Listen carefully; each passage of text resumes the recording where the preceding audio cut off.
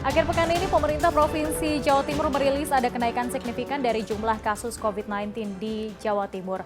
Bed okupansi rasio atau BOR di Jatim pun meningkat menjadi 60 hingga 70% di Jawa Timur. Sejumlah rumah sakit rujukan dan darurat tambahan pun disiagakan. Epidemiolog Universitas Erlangga menyarankan adanya PSBB kembali di Jawa Timur, namun dengan istilah berbeda. Untuk mengetahui lebih lanjut, kita telah terhubung dengan koresponden CNN Indonesia Wida Subianto di Surabaya, Jawa Timur. Selamat siang, Wida. Bagaimana tentang wacana ini? Apakah sudah ada perkembangannya? Lalu bagaimana kalau dilihat dari tingkat kepatuhan warga di sana terkait protokol kesehatan sejauh ini? Ya, Lady, sebenarnya wacana pengadaan kembali PSBB di Provinsi Jawa Timur ini sebenarnya sudah dibahas oleh internal pemerintah Provinsi Jawa Timur bersama Forkopimda seluruh kabupaten kota yang ada 38 kabupaten kota di Jawa Timur semenjak minggu lalu atau tepatnya hari Rabu. Karena memang kalau merunut dari data yang dirilis sendiri oleh pemerintah Provinsi Jawa Timur maupun pantauan dari epidemiolog Universitas Erlangga, ini memang terjadi kenaikan yang signifikan terutama di bulan Desember ini pada kasus positif aktif COVID-19 yang ada di Jawa Timur. Sebagai gambaran, kalau di Desember ini kurang lebih setiap harinya ada penambahan kasus, kurang lebih ini sekitar 500-an kasus. Dan ini tentu saja meningkat signifikan dibandingkan ketika dinyatakan mulai landai sekitar bulan Oktober lalu. Hingga data terakhir kemarin, Lady, ini 28 Desember jam 4 sore, ini pemerintah Provinsi Jawa Timur melalui Satgas COVID-19 Jawa Timur merilis data terbaru kasus kumulatif COVID-19 di Jawa Timur sekitar 81.000 dengan jumlah positif aktifnya ini sekitar 6.000 kasus. Dan meskipun pihak pemerintah Provinsi Jawa Timur menyatakan angka ini sebenarnya masih di bawah oleh provinsi lain, begitu. Seperti misalnya Jawa Barat yang sekitar 11.000 kasus, DKI Jakarta yang sekitar 14.000 kasus, atau Jawa Tengah yang sekitar 22.000 kasus. Namun ini tetap menurut epidemiolog Universitas Erlangga harus mendapatkan perhatian. Pasalnya apa? Karena meskipun kita melihat angka kumulatifnya ini dinyatakan tidak setinggi daerah lain, bukan itu patokan menyatakan bahwa tindakan-tindakan kebijakan ini berdasarkan angka kumulatif. Namun harus melihat juga bagaimana perbandingan dari testing maupun juga tracing. Sebagai gambaran, kalau di tracing Jawa Timur seperti data yang dirilis oleh Pemprov Jawa Timur ini berkisar 1:8. Artinya ketika ada satu kasus terkonfirmasi positif, maka ini tracing yang dilakukan di sekitarnya ini adalah 8 orang yang sudah berinteraksi kuat. Padahal menurut Dr. Windu selaku epidemiologis Universitas Erlangga, idealnya ini adalah 20, 1:20. Jadi 20 orang yang sudah berinteraksi kuat dengan yang terkonfirmasi positif aktif ini harus dilakukan tracing, bukan 8. Nah, melihat proses itu bagaimana sebenarnya keputusan dari PSBB itu sendiri yang sudah dibahas kurang lebih 1 minggu ini juga masih menjadi bahasan dari internal pemerintah Provinsi Jawa Timur beserta Satgas dan juga Forkopimda Jawa Timur. Jadi kita masih menunggu keputusan. Yang jelas Gubernur Jawa Timur menyatakan kalaupun misalnya harus diadakan PSBB kembali, ini harus dengan format terbaru, tidak sama dengan format yang PSBB yang sudah dilakukan sebelum-sebelumnya.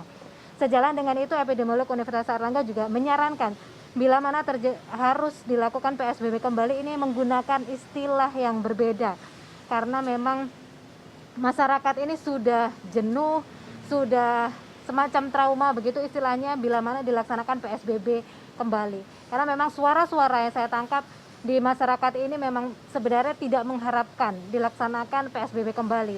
Ada pembatasan-pembatasan yang sudah membuat masyarakat jenuh baik dari sisi sosial maupun dari sisi ekonomi terutama ketika dilaksanakan PSBB itu sendiri. Jangankan untuk pelaksanaan PSBB, Lady, ini ada beberapa kabupaten di Jawa Timur seperti misalnya Kabupaten Sidoarjo yang sudah mewacanakan akan adanya jam malam atau pembatasan aktivitas di jam malam ini juga sudah direspon kurang bagus begitu oleh masyarakat. Jadi memang kalaupun sekali lagi dilaksanakan PSBB ini harus menggunakan format baru, kemudian juga harus menggunakan istilah yang lainnya. Namun yang ditekankan oleh pemerintah Provinsi Jawa Timur ini adalah bahwa juga peran aktif dari masyarakat untuk terus menjaga 3M ini terus dilakukan agar PSBB ini tidak bisa dilakukan. Yang jelas Pemprov menyatakan bahwa lebih baik melakukan hal preventif daripada hal reaktif terkait dengan peningkatan kasus yang ada di Jawa Timur. Sejalan dengan itu, pemerintah Provinsi Jawa Timur juga menambah rasio dari bed untuk perawatan dari pasien terkonfirmasi positif. Konkretnya adalah ada sekitar penambahan 18 rumah sakit rujukan baru yang ada di Jawa Timur dan juga penambahan 3 rumah sakit darurat yang ada di Jawa Timur. Jadi total ada sekitar 145 rumah sakit rujukan maupun darurat di Jawa Timur saat ini. Angka ini lagi meningkat 3 kali lipat dibandingkan pada bulan Maret lalu yang rumah sakit rujukan atau rumah sakit daruratnya itu berkisar 44 rumah sakit saja.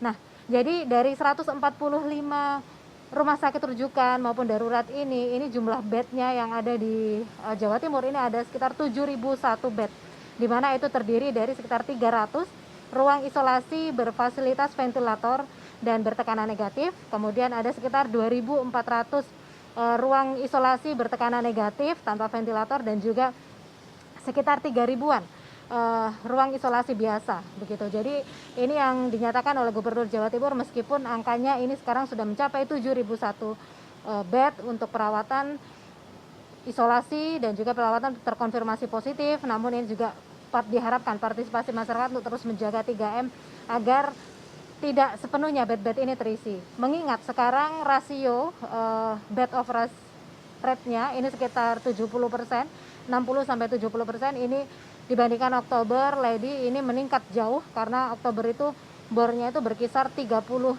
sampai 40% begitu. Jadi ini diharapkan partisipasi masyarakat juga semakin aktif untuk menjaga dirinya dengan terus menggunakan masker, menjaga jarak dan juga mencuci tangan agar tidak ada penambahan kasus positif baru yang signifikan gitu. Lebih-lebih pada libur Natal dan juga akhir tahun ini. Selain adanya penambahan dari rumah sakit darurat, kemudian juga rumah sakit rujukan, ini juga adanya penambahan ruang isolasi khusus bagi masyarakat yang diharapkan ini untuk tidak melakukan isolasi mandiri. Dan ini diantaranya adalah penggunaan Balai Pengembangan Sumber Daya Manusia yang ada di Surabaya, ini berkapasitas 350 kamar, ini nantinya dialokasikan untuk masyarakat yang terkonfirmasi positif namun tanpa gejala atau gejala ringan atau mengalami transisi dari pasca perawatan dari rumah sakit namun belum memungkinkan untuk langsung tinggal di rumahnya untuk tidak melakukan isolasi mandiri namun diarahkan ke kawasan-kawasan isolasi khusus seperti yang ada di Badan Pengembangan Sumber Daya Manusia yang ada di Surabaya, Jawa Timur. Jadi itulah, Lady, sekali lagi ada penambahan rumah sakit rujukan, penambahan rumah sakit darurat ataupun kawasan isolasi khusus agar masyarakat tidak melakukan isolasi mandiri, namun tetap saja angka dari positif COVID-19 yang aktif ini bisa ditekan dengan partisipasi masyarakat semua. Kembali ke studio, Lady.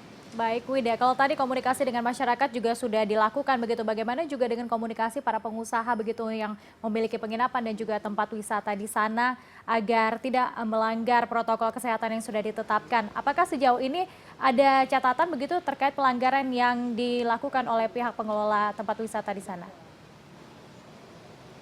Ya, Lady, jadi sebelum ini saya juga berkomunikasi dengan PHRI untuk Kesatuan Hotel dan Restoran Indonesia, kemudian juga para pelaku wisata. Ini juga mengenai wacana PSBB ini sebenarnya berharap tidak dilakukan lagi. Pasalnya apa? Sudah hampir 1 tahun usaha pariwisata, perhotelan, restoran ini menggerus perjalanan dari bisnis itu sendiri yang berdampak juga dengan banyak perumahan dari karyawan yang bekerja di bidang itu sendiri. Namun mereka memastikan bahwa memang ingin secara bersama-sama bergotong royong menyelesaikan pandemi ini. Namun dengan meyakinkan bahwa sebaiknya tidak melakukan PSBB namun mengintensifkan protokol kesehatan yang dilakukan di setiap lokasi wisata, restoran maupun hotel.